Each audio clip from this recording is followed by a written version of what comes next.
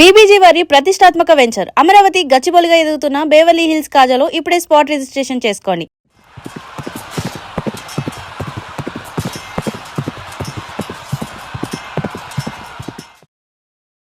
For a spoonful of sugar helps the medicine go down, the medicine.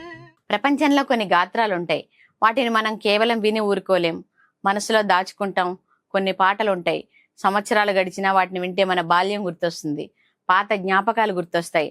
అలాంటి ఒక స్వరం Julie Andrews.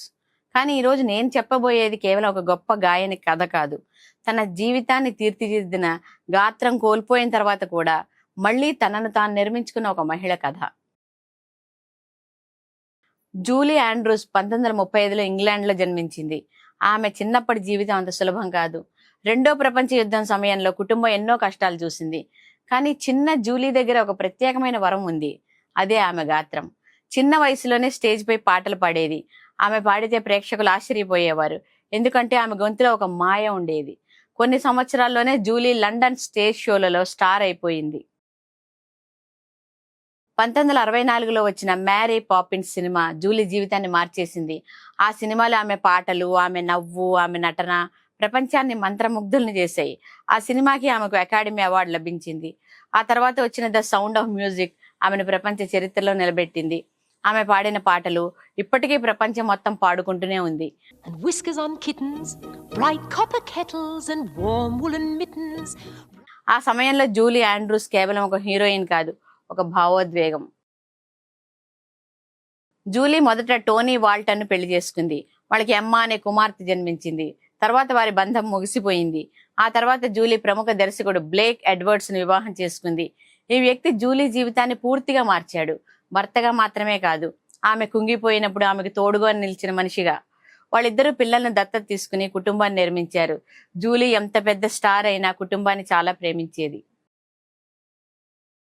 1990లో, అంటే సుమారు 60 ఏళ్లు దాటాక జూలీకి గొంతు సమస్యలు మొదలయ్యాయి. ఎక్కువ సంవత్సరాలు పాటలు పాడటం వల్ల వోకల్ కార్డ్స్ దెబ్బతిన్నాయి.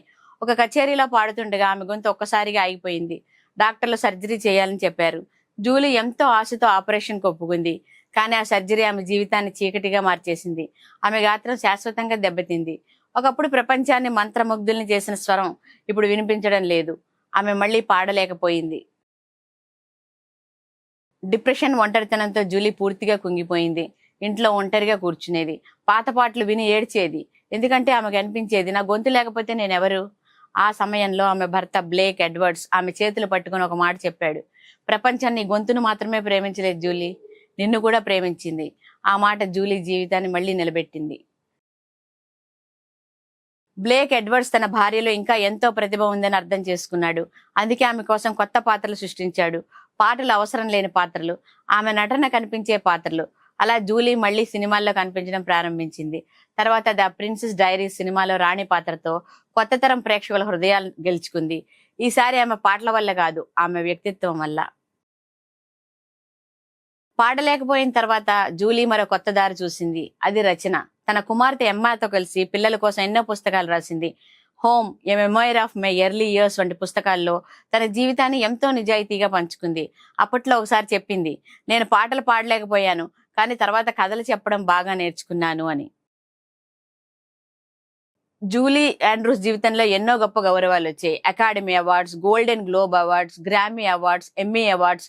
అంతేకాదు, బ్రిటన్ రాణి క్వీన్ ఎలిజబెత్ ఆమెకు డేమ్ బిరుదు ఇచ్చింది. అది ఒక కళాకారునికి ఇచ్చే అత్యున్నత గౌరవాల్లో ఒకటి. ఈ రోజు జూలీ వయసు 90 సంవత్సరాలు. ఆమె ప్రశాంతమైన జీవితం గడుపుతోంది. ఇంకా పుస్తకాలు రాస్తోంది, పిల్లలతో మాట్లాడుతుంది, కొత్త కళాకారులకు ధైర్యం చెప్తుంది. ఆమె గాత్రం ఇదివరకెట్లా లేకపోయినా ఆమె మాటల్లో ఇంకా జీవితం ఉంది. ఒక కార్యక్రమంలో ప్రేక్షకులందరూ జూలీ పాట కోసం ఎదురు చూస్తున్నారు. జూలీ మైక్ దగ్గరికి వెళ్ళింది. కొన్ని క్షణాలు నిశ్శబ్దం. తర్వాత ఆమె మెల్లిగా చెప్పింది, నేను ఇక పాడలేను, కానీ చెప్పాల్సిన విషయాలు చాలా ఉన్నాయని. ఆ మాట ముగిసేలో ప్రేక్షకులంతా లేచి నిలబడ్డారు. ఎందుకంటే ఆ రోజు వాళ్ళు ఒక గొప్ప గాయాన్ని చూడలేదు, జీవితంతో పోరాడి కింద పడి మళ్ళీ నిలబడిన ఒక మహిళని చూశారు. జీవితంలో కొన్నిసార్లు మనల్ని నిర్వచించే విషయం మన చేతుల నుంచి జారిపోతుంది, కానీ అక్కడితో మన కథ ముగియదు. జూలీ ఆండ్రూస్ కథ చెప్పేది ఒకటే, మనిషి గొప్పతనం తెలిసేది కేవలం ప్రతిభా పాటవాల వల్ల కాదు, వాటిని కోల్పోయిన తర్వాత కూడా స్థిరంగా నిలబడితే అదే ఎక్కువ గుర్తుంచుకుంటారు.